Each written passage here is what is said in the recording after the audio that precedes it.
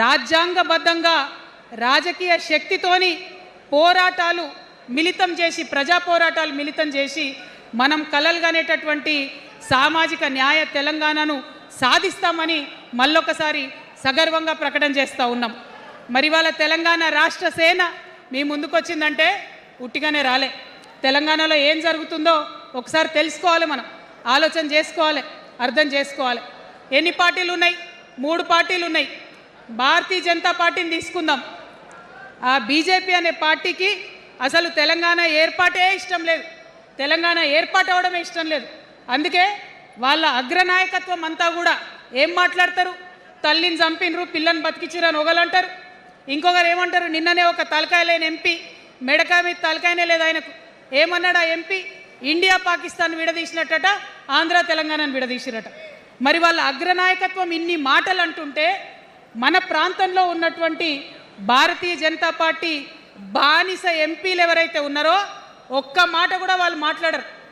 Federal స్ఫూర్తికి విరుద్ధంగా రాష్ట్రం ఏర్పాటు అయిన తర్వాత 7 మండలాలు మనకి గుంజుకుంటే పార్లమెంట్లో పల్లీకులు ఇస్తారు, కానీ ఆ ఎంపీలు ఒక్క మాట కూడా మాట్లాడరు.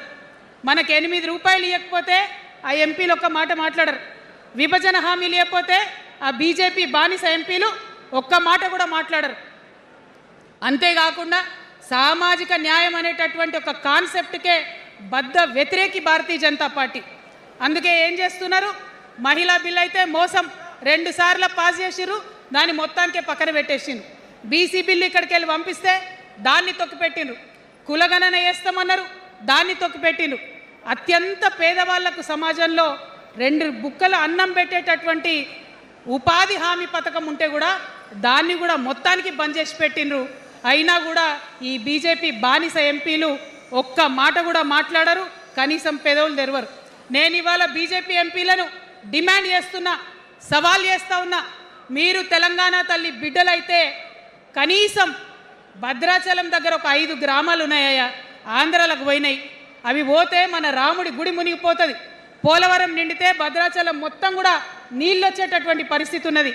మీకేమన్నా సిగ్గు ఎగ్గు ఉంటే తెలంగాణ తల్లి బిడ్డలైతే 8 మంది బీజేపీ తెలంగాణ ఎంపీలను ఛాలెంజ్ చేసి అడుగుతా ఉన్నా, ఆ 5 గ్రామాలను మీరు వాపస్ తెలంగాణకు పట్టుకరండి. మేం మాట్లాడినాం, జాగృతి నుండి మాట్లాడినాం,